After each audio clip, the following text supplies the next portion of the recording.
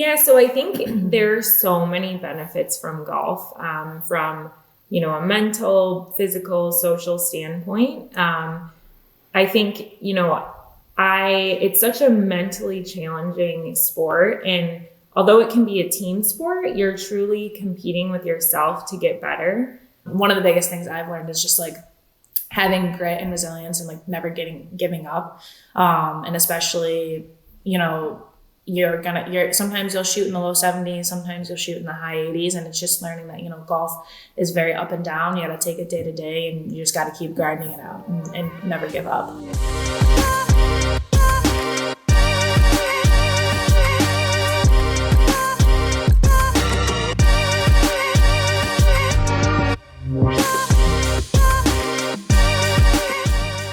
Hello and welcome to Your Tagline Here, which is a podcast all about people and their stories. And in every episode, I ask the guest to provide their tagline to summarise their story. In this episode, I talk to Samantha and Sydney, who are both keen golfers from Michigan in the United States. They're passionate about getting more girls and women playing the sport, and they do this through their Instagram channel called The Golfing Girls, where they regularly post about all things golf. Coming up in the next 45 minutes, we talk about why they love the game of golf, what makes it a great sport for all ages and genders, why more women should give it a try, and what the governing bodies and other golfing organisations can do to make it more attractive for women. Before we get into the episode, I'd just like to mention our sponsor, KickLab, which is a digital marketing company based in Birmingham in the UK. KickLab have over 15 years experience and specialise in branding, websites, digital marketing, social media and more. So if you want to grow your business online, just head over to kicklab.com, which is KIKLAB.com. If you do like this episode, then please make sure to give us a thumbs up and subscribe so you don't miss out on any future content. So, Samantha and Sid, welcome to the podcast. It's really good to have you here. Yeah, thanks for having us. We're really excited. Yeah, thank you. Yeah, and I'm really looking forward to it as well. I came across your Instagram account, The Golfing Girls, and I was really interested in the stuff that you're putting out there. And for me, I'm really passionate about golf, and I know that you're both really passionate about golf. And I would like to try and encourage it to be more of an equal game between men and women. And I know that you're very keen on encouraging women to get into the game of golf. That's what we're going to be talking about on today's episode. But first of all, I want to find out just a little bit more about both of your backgrounds with golf. So, Sam, first of all, for you, how long have you been playing golf for? Yeah, so I've been playing golf since I was little, but I started to play more seriously when I joined my high school's golf team. And once I went off to college, I became busy with classes and then started working right out of college. So I unfortunately didn't get to play a lot for a few years, but I picked it back up over a year ago in the midst of COVID when there wasn't much else to do. And I've been playing all the time ever since and have fallen back in love with it. And what was it that got you playing to begin with, Sam? So our dad is a golf fanatic, and so he taught us at a very young age. And I will say I wasn't as interested when we first started playing, when we were super little. But once I joined the high school golf team, they're always looking for women to join. I think especially in high school, there aren't a lot of women players. And so when my teachers found out that I played and had some background in golf, they kind of recruited me to play on the team. And that's when I got more serious and realized how fun the sport is and what an amazing sport it is. Yeah, definitely. And the same question for Sid. Can you give us some of your background with golf, how you got started and how long you've been playing for? So Sam and I have very similar backgrounds. My dad, like Sam said, is a golf fanatic, so we both were introduced at a really young age. And our dad was a part of a country club, so we would go to like the family events and, play golf as a family, like 4th of July, stuff like that. And I would say like I probably started a little earlier than Sam, just because Sam had already been playing, because we're 9 years apart. So when Sam was in high school, I was like five or 4, 6. Like, so I started when she was playing golf, and so I was pretty young. And I mean, I started and I fell in love with it, and I've just never stopped playing. So, so what is it that both of you enjoy about golf? What is it that you really get from it? Sam, let's go with you. Yeah, so I think there's so many benefits from golf, from a mental, physical, social standpoint. I think it's such a mentally challenging sport, and although it can be a team sport, you're truly competing with yourself to get better. You're continuously trying to learn and improve, which I think keeps you mentally sharp, and the challenge really makes it that much more rewarding when you hit a good shot or score well. Sometimes it's extremely tough and really challenges you, but the personal growth and all the joy that comes with playing definitely makes it worth the hardship. And I think too, it helps to build character. So particularly perseverance and respect that can definitely carry over into life off the course, which I think is awesome. And, not only does it help me keep in mental shape, but I think physically, people don't give golf enough credit for keeping you in physical shape, especially when you walk. And I know for myself, I try to stay in shape kind of off of the course in order to improve my swing and hit the ball farther on the course. Another thing too that really I think brings me joy and happiness when we're playing is just being outdoors and really soaking in the sun and the surrounding nature. We've been able to play some really beautiful courses, and I think the picturesque landscape and wildlife is always awesome. And then I think too, we have made a lot of friends through golf. We've really grown our network, and even just being randomly paired with someone in a foursome, I've become really good friends with some people over time. And I think that's another wonderful thing about golf is the social aspect. And two, almost anyone can play. So, whether it's grandparents can play with their kids and grandkids, or an amateur can play with a pro, thanks to the handicap system. So we found, I think, a lot of joy from being able to spend time with friends and family members on the course. Yeah, well, that was a really good sales pitch for the game of golf. I know it wasn't meant as a sales pitch, but yeah, you've covered loads of really good points there about the benefits, like the physicality of the game. You're right; people don't give it credit. They think, well, you're just walking along a bit and just hitting a ball. It's not that hard, is it? But yeah, it is. When playing 18 holes, it is covering a lot of distance, and there is lots of up and downs, especially if it's hot as well. And if you're carrying a bag, then it's even more physical exercise. And then sometimes playing multiple rounds in a single day as well. And yeah, it does. I really think that golf is great for teaching like discipline and perseverance and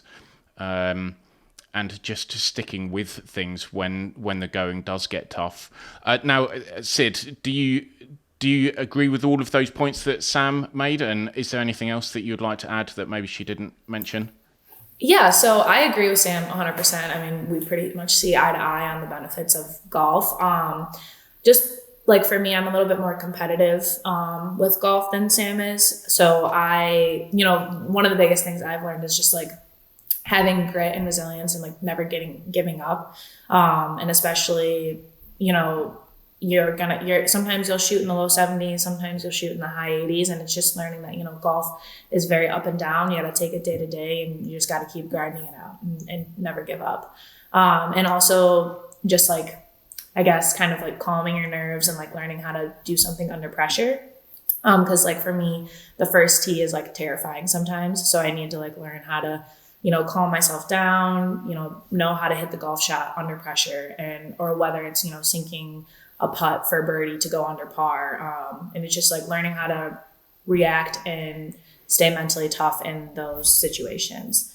And then also on the physicality side, one other thing I'd like to add. So for me, during college, we only walk. We never ride in carts.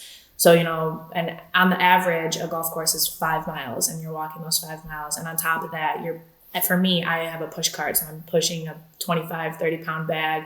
And, that doesn't account for all the hills that I have to walk in between the holes and all that. And then, like you said, playing multiple rounds, 36 holes, that's, almost 10 hours of the golf course. And it's just mentally exhausting. And all you want to do after that is just lay down and sleep forever. It can be exhausting, well, physically, but also emotionally, because it definitely does teach people how to handle their emotions. Because I remember when I first started playing golf, like if I would hit a bad shot, then I would get quite angry and cross with myself. And I've certainly thrown a club or two in my time on occasion. I've never broken a club over my knee, I'm pleased to say, but it can be a very frustrating game. But the more that I've played it and the more that I've persevered with it, it's helped me to learn how to, if I hit a bad shot, just accept it, leave it in the past, and then move on. Because if we hold on to those negative emotions when we do hit a bad shot, then it can just then spiral onto the next one and the next one and the next one after that. So I think it's great for teaching that kind of mental discipline.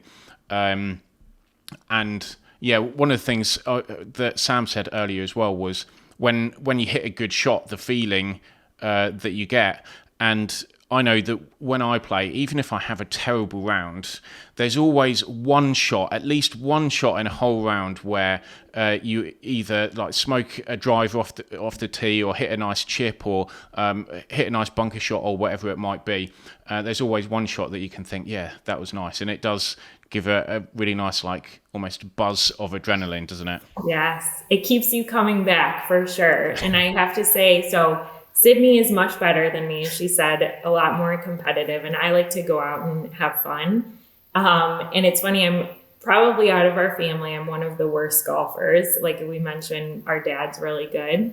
But I have had a hole-in-one. Sydney has not. I'm sure she will. But to your point, that adrenaline rush, when I had that hole-in-one, it was magical. And it's just such a cool feeling when you hit a good shot or play well. That, we want everyone to feel that way in play. So, and it just feels too like when you have those good shots, it's like effortless. It's like, all that hard work has like finally paid off. Like that was just like effortless, felt like butter when I hit it, like just amazing. So. Yeah, and another thing that I like about golf is that you mentioned that you can play team events, but predominantly it's very individual.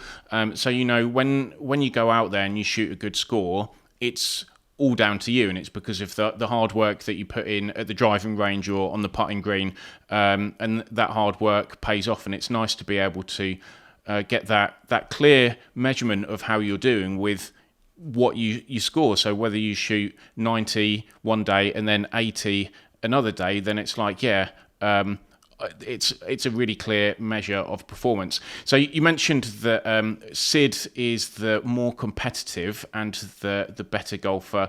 What levels do you both play at? So I'm a collegiate golfer, a Division I collegiate golfer. My handicap is like 0 plus 0.3, I think, to be precise. But yeah, and then, I play a little bit more background. I play from around like 6,000 yards each time. So that kind of gives it a range of, how far I hit it and the challenge part of it. Yeah. And for me, so I range anywhere from like a 15 to 20 handicap. It definitely ebbs and flows for me. And I was, I played competitively in high school, and then, really got back into it the past year. So I'm hoping to continue to get better for sure, but I play from the women's tees. Sydney hits it a lot farther than me, but I'm working on, getting better and hopefully becoming competitive with her one day. So she better watch out. So Sid, can we just touch upon the college golf system, because it's not something that we have in the UK. Can you just explain what it is and how it works? Yeah. So, well, first of all, people from all over the world come and play in the U.S. for collegiate sports and any sport, basically. But so a little background on what it actually all entails. So, playing college golf is a lot of work. It's much different than, anything I've ever done with golf or a team or anything like that. It's a lot of focus on short game and, the mental side of the game, at least at my school, that's how it is. You just practice a lot. We practice 20, 25 hours a week. And that doesn't include qualifying rounds or tournaments. So on top of traveling, which, can be for 3 to 4 days, whether it's driving to Ohio, which is 4 hours for us, let's say, or flying down to Florida, for the weekend or something like that to compete. And it's just, it's so much fun and I absolutely love it. And then like another thing too is qualifying, where we compete against each other. So there's between 7 or 12 girls on a golf team or men on a golf team, and you compete against each other and you go out and play for your spot. There's only 5 travel typically to a tournament. So you go out and play and you qualify for the next tournament, and whoever has the lowest scores will travel to that tournament. So it just kind of plays into that mental side of the game where, you have to, the pressures are on, that, if you don't play well, let's say, you might not make it. And it just like puts more pressure on you and, kind of gets you ready for that tournament setting that's coming up. And just like how to get involved with the collegiate like sports. You just have to start as young as you want. You can create a profile online. There's a bunch of different sites that you can create a profile. And what I mean by a profile is you can upload videos of your swing from multiple angles. And that doesn't just have to include full swing. It can be putting, chipping, sand shots. The more, the better. And also just like a little bit about yourself, what your hobbies are outside of golf, if you play any other sports, what your interests are. And also your school is very important. A lot of, colleges expect certain expectations out of your grades and everything. So I'd say that's a very important part of it. And also the NCAA, which is the governing body of all student athletes in America. They have a certain standard that you're held to, a certain grade point average that you have to keep in order to be eligible to compete for your team. But it's just a great experience. I would tell anybody that they should be a student athlete. It's been amazing. I absolutely love it, and I wouldn't trade it for the world. And it's just such a great experience, and it's lots of fun. Yeah, it sounds like a really, really good thing to be part of, to be able to compete at a high level and get more experience of doing that, to be able to spend a lot of time practicing and improving your game, but also getting an education at the same time as well. It really does sound like a very good package. And is your goal to be professional after you leave college? No, actually. I have thought about actually doing the coaching side of things, being a university coach possibly. I did think about going pro for a little bit, but I kind of veered away from that a couple of years ago. I don't know if it's for me, but I do love golf. I won't ever stop playing golf, but the professional side, I don't think I'll ever pursue. Yeah, I mean, it must be quite a challenging career with lots of travelling, lots of being away from home, lots of pressure that's involved as well. So yeah, I can completely appreciate that. So now let's move on into women's golf. So Sam, I'm going to start with you. How golf has traditionally been a very male-dominated sport, both at the amateur level and at the professional level. But I know that things have been changing over the last few years, over the last couple of decades. How have you seen it change to to have more women starting to be involved in golf and it to become more of an equal sport? Yeah, I think we have definitely seen it change even in our lifetime.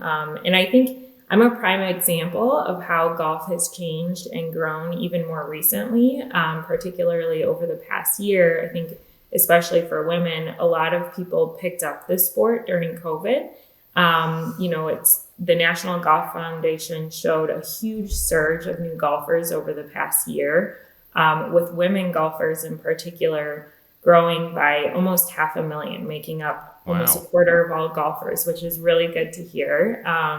And it's the highest it's been in many years. So we've definitely noticed a lot of new followers on Instagram, new women golfers who are absolutely loving it, which is great.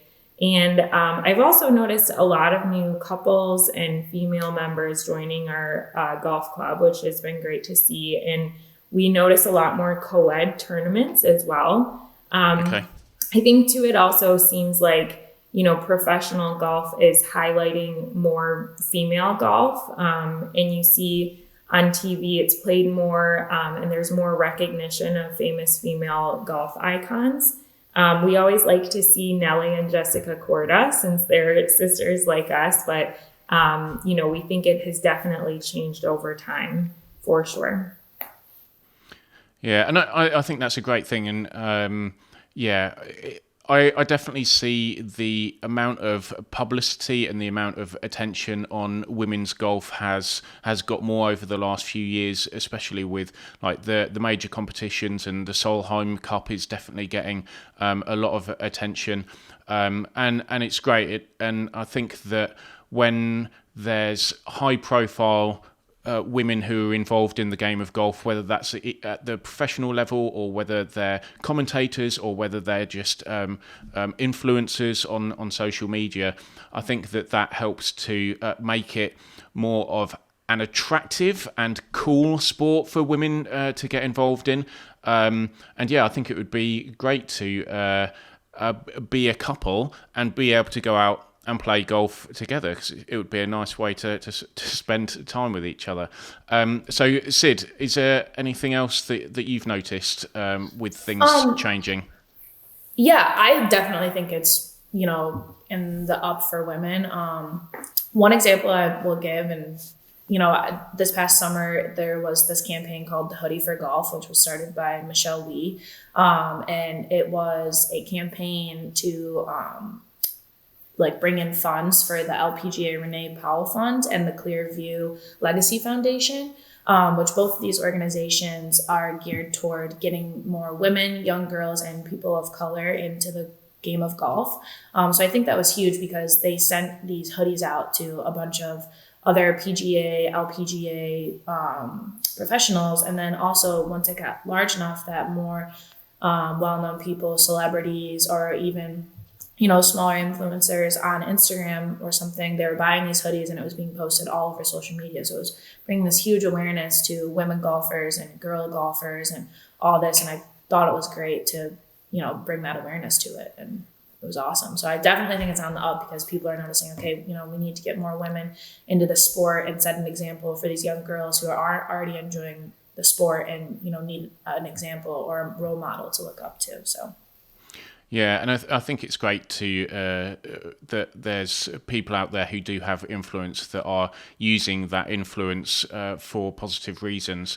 And I've definitely seen a shift in terms of the amount of prize money that's on offer at the high level in the women's game is going up and continuing to do so. There are now starting to be some competitions that are men and women together. Like there was the Vic Open in Australia, I think it was last year, and I saw something that there was another event happening in Sweden as well, and I think that would be a great thing because comparing it to a sport like tennis where they do have the events. They're not playing against each other, but they're in the same venues at the same time with the same spectators. There's equal prize money on offer for women men and women's tennis events. So hopefully that's a place that golf can get to at some point in the not too distant future. What do you think the benefits are to women to get involved in the game of golf? Sam, what do you think? Yeah, so I think, Sydney and I have found such joy from golf, and there are so many benefits, as we mentioned, that come along with it. So we want to share those experiences with other women. It's always so much fun to go out and play with fellow women, and we would love to see more women out on the course. I think, we've grown personally, professionally, socially from the sport, and want, that other people to experience that as well. And you mentioned, the co-ed tournaments. I think one of the things that Sydney and I love doing is, being able to play competitively with our dad and boyfriends, and we've been able to do that, and we find joy in playing with our partners as well. It's a great way to spend time together, and would love for other people to experience that as well. Yeah, and I think that it's a game where you can play on a level playing field, because it's not a game that requires massive amounts of physical strength. So I think that the physique involved for men and women, it's not like it's much more physically demanding for women to have to do it. And also with the handicap system, then it means that a professional could play against someone who has only just started, and it really helps to mean that you can play against anyone. And I also like that there's such longevity in the game of golf, that you can start when you're 3, like when you just started to walk, and you can carry on going until you're 100. Until you can't walk. Well, yeah, until you can't walk, and then you can buy yourself a little cart, and you can use that to get around in instead. There you go.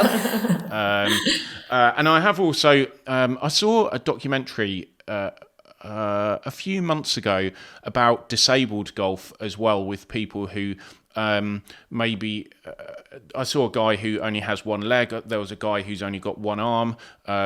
There's people who are blind, people who are in wheelchairs, that can still go out and still enjoy the game of golf. So it's such an open game that is available for pretty much anyone.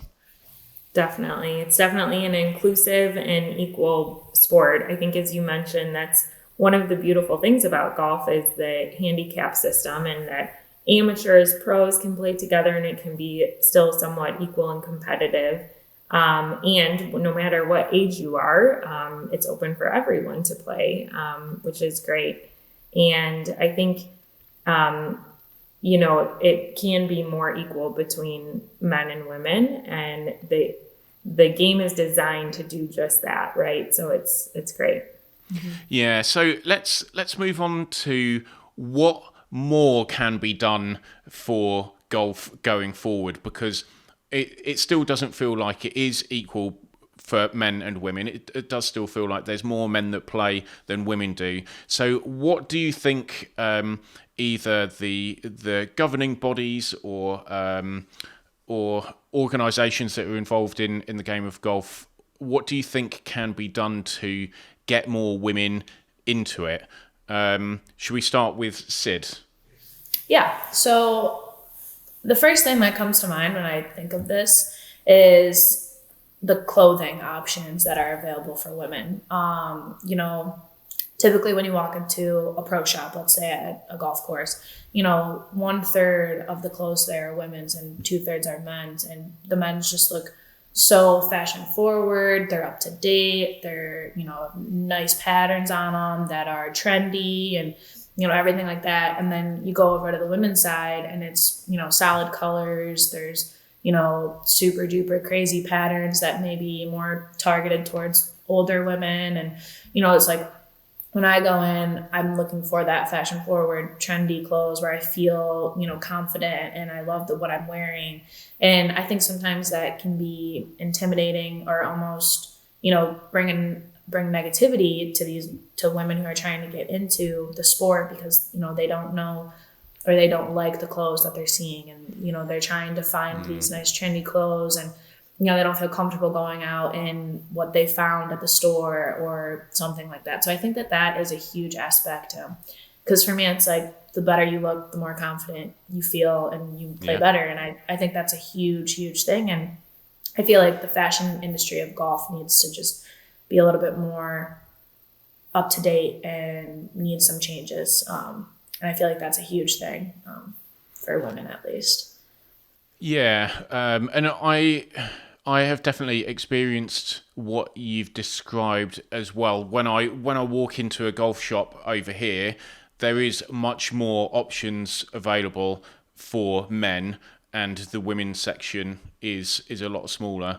And it's surprising in a way that golf clothing manufacturers haven't cottoned on to this, because there is a huge female market out there, and actually starting to produce and design more interesting and more fashionable clothing could be something that could be very lucrative for these companies. Sam, what do you think? Yeah, I completely agree. I think if you're a golfer, you know that when you feel confident and feel like you look good, you play better. So it would be awesome to have more options out there. I think there's a lot of innovation needed in the golf clothing space in general for men and women. But particularly women, we would love to have more options. I also think, when we talk about growing the game for women, I think organizations can do a better job of, as I kind of mentioned earlier, highlighting and recognizing the many strong female players out there through media. And, I think golf clubs in particular are doing a better job of hosting co-ed events. So the more that can happen, just to show that men and women can play together, I think it'd be great to do that. Yeah, absolutely. I think that's a great suggestion. So if there's women who are watching this and are thinking about, maybe I'll give this game of golf a try. I know that golf can be an intimidating sport to get started with, because there's all these different clubs. What the hell do they all do? Why is there so many? There's the balls, the bags, the clothing. It can feel quite confusing, both for women and for men as well, because I've recently introduced a couple of my male friends to golf, and I've taken them down the driving range and given them like a bit of a lesson. So I know that it can feel like an intimidating thing to do. But what would you say to encourage women to have a go, and how can women get started in it? So Sid, can we start with you? Yeah, so my suggestion would just be, you can go out and get lessons. It's very easy to find someone at your local golf shop, and you can start there. It's easy to get some basic fundamentals from them, and that can kind of get you on your feet. Also just like trying to find other women. It's very easy on social media nowadays to just go into like Facebook, for instance, and find, a Facebook group or a page that has women who are trying to find other women to play with, or, newcomers to golf or anything like that. I think that social media is a huge aspect in that, where it can help other women find other women to play with and, go out and just have fun with each other and learn from each other. I also feel like, watching videos, at least for me, that's kind of how I gained my knowledge. I watch a lot of videos and read books and stuff like that, just to, make my knowledge more diverse and learn more. And I think that is a very good way to help new people learn like the rules and stuff about the swing. So yeah. Yeah, YouTube is a great resource for being able to just watch stuff and learn the basics, and that can help to give people a little bit of confidence, just to kind of like give them the basics before they give it a try. But I definitely agree that I think having lessons is the best way to get started. And yeah, you don't need to go out and buy hundreds or thousands of pounds worth of equipment. All you need is one club, which you can buy cheaply. Like there's a shop here where you could buy a single golf club for like 10 quid. Or a lot of driving ranges, they have clubs that you can just borrow as well, so you don't even need to do that. Sam, what would you say to newcomers to encourage them to give it a try? Yeah, I completely agree with Sydney. I think that there's a lot on social media and the internet to learn from. And as we mentioned, getting lessons is always helpful too. I think too, just connecting with other people who play and learning from them.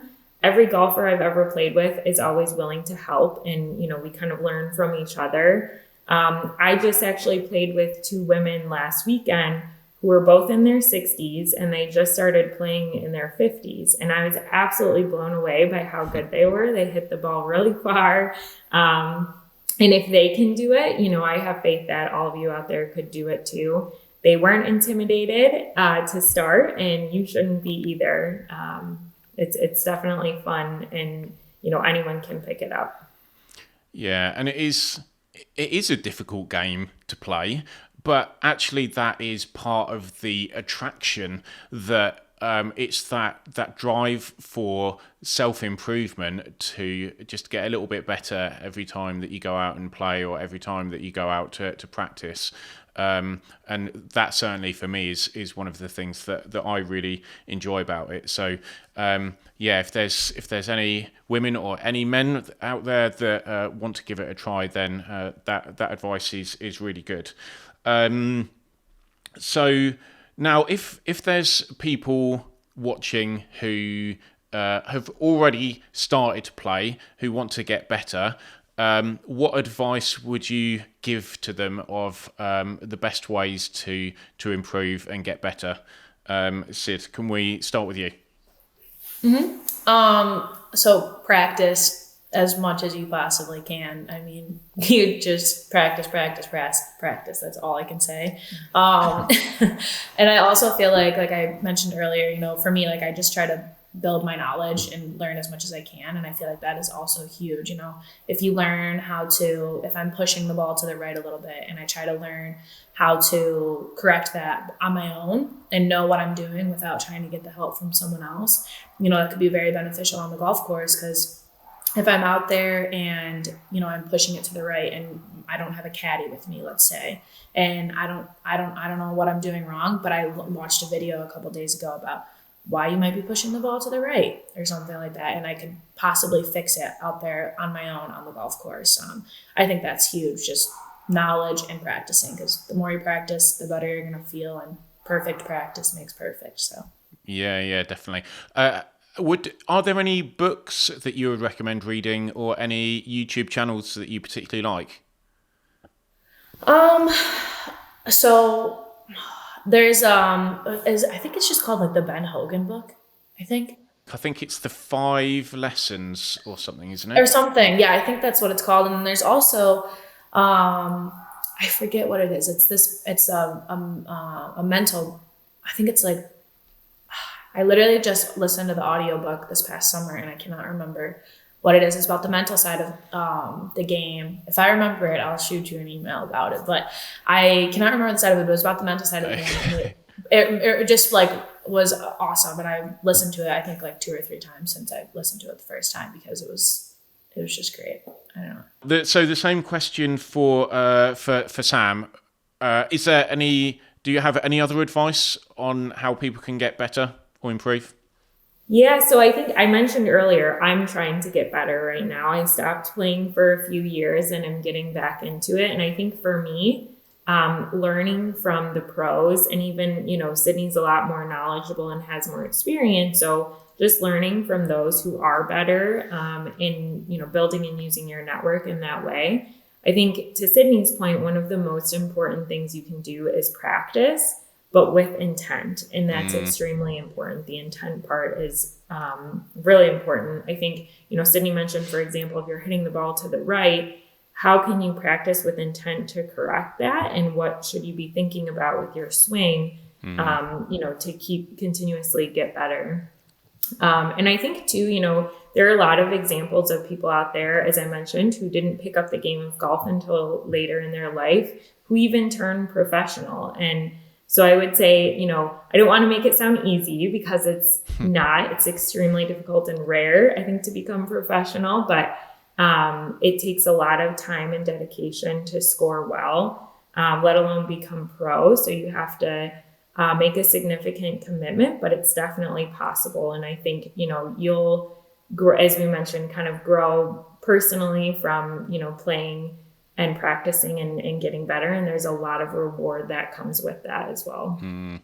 Yeah, absolutely. I really like the point about practicing with intent, because I remember when I first started playing and practicing, I would just get a bucket of balls and I would just hit them all. And a lot of the time it would be hitting the driver, because that's the one that that when you hit it right, that's probably the one that feels the best. But now when I go to the driving range, I have a routine that I go through, that I'll take maybe 5 balls and just loosen up, maybe with a pitch and wedge, and then I normally have 3 things that I'm trying to focus on. So 3 things that I think I'm not doing quite right with my swing. Maybe it's my grip position, maybe it's turning my hips or my shoulder, or the top of the backswing. And then I'll take maybe like 10 balls and just focus on that one particular element, which is then trying to develop that muscle memory to improve that particular area. And then to finish with when I'm practicing, I like to imagine that I'm actually playing a game of golf. So I will picture in my mind playing the first hole at my local golf club and what club I would take, so that it's mentally rehearsing actually being out on the golf course. And that's what I tend to practice. And also something which I think people often overlook when it comes to practicing is the short game.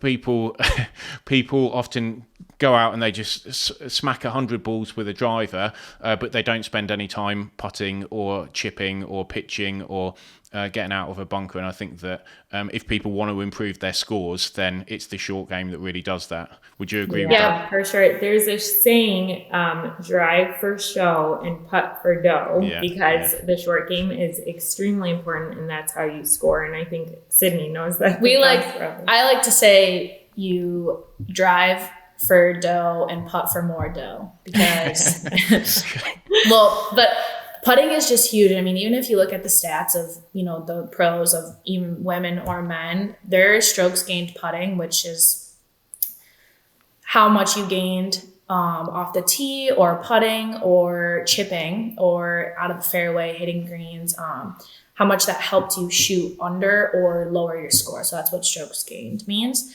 So strokes gained putting, some pros can get plus 10, which means that they gained 10 strokes putting. They knocked 10 strokes off their score because of putting. And that is huge. And putting and chipping are such a score saver and will put you even further into the game if you have a phenomenal short game. You don't have to be the longest hitter in order to shoot under. As long as you have a great short game, you're going to do just fine. In my eyes, at least. That's how I view it. Well, yeah, definitely. And the putter is the single club that is used the most in a round of golf, because it's normally, or at least 2 putts every hole. So that's normally like 36 putts that you're going to make in a single round. It's usually a lot more for me. And usually a lot more for me as well. So I imagine that Sid is around that 36, probably less than that.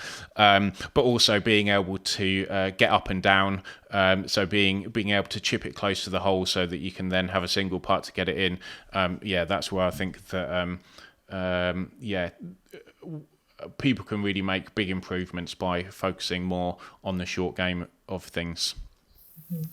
I really liked your point too. Sorry, one more thing. I really liked your point that you were talking about how you like play the first hole. I think imagery is huge in golf. You know, if you're while you're playing and you're out there and you're standing on the tee and you might be a little nervous about the tee shot or an approach shot, and just kind of imagining, you know, I want to hit this a high little baby draw, whatever, and just imagining the shot is huge in the mental side of the game. You know, it gives you more confidence, it builds you up, and I think I really liked that point because I do the same thing. I try to practice when I, play a hole that I maybe don't like, and I'll play it on the range. And then when I go out and play, I have more confidence because I imagined the shots and all that. So I think to add on to that, before every shot I hit, particularly on par threes, and I think this is part of the reason I got a hole in one, is, imagining what the shot will do. Yeah.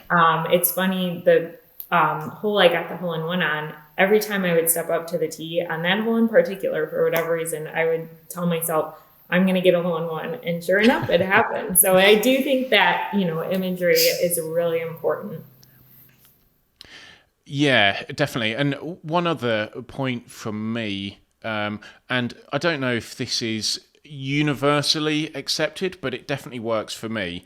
So when I'm on the driving range and when I'm practicing, that's when I'm thinking about the mechanics of what I'm actually doing, where my hands are, where my shoulders are, where my hips are. But then when I'm out on the course, I try not to think about any mechanics whatsoever. I try to imagine what the shot is that I want to make and the shape of it and the height of it. But then when I stand over the ball, I'm just hitting it and just letting my body do it, because I found from personal experience that if I'm out on the course and I'm thinking about the mechanics of what I'm doing, then it just all kind of goes wrong.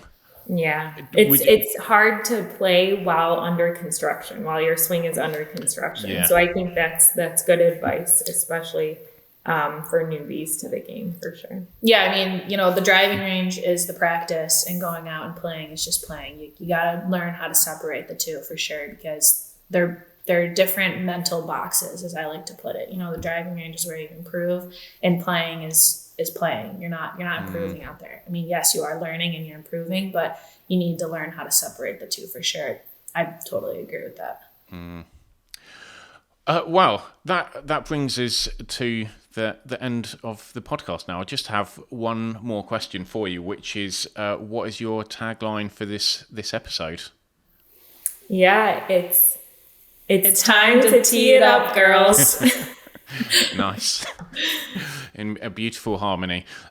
Yeah, well, I do really want to encourage women to get involved in the game of golf, as I know that you both do as well, because I think it's a fantastic sport for men and for women. And I think that it would benefit the sport for having more women involved and for it being more of an equal game. And I think that women can really benefit from it too as well. Is there anything else that you would like to add before we come to an end? No, we completely agree with you. And we'll just say thank you so much. This has been really fun. Yeah, we really appreciate it and loved being on. This is an awesome experience. Yeah, cool. Well, no, thanks both for coming on. I mean, I could have stayed talking to you for another couple of hours and just talking about some of the finer details with the game of golf. But yeah, it's been a really good discussion, and we've covered some really good points. And thank you both for your time and coming on. Thank you. Yes, thank you. Appreciate it. Thanks for watching. I really hope you enjoyed it.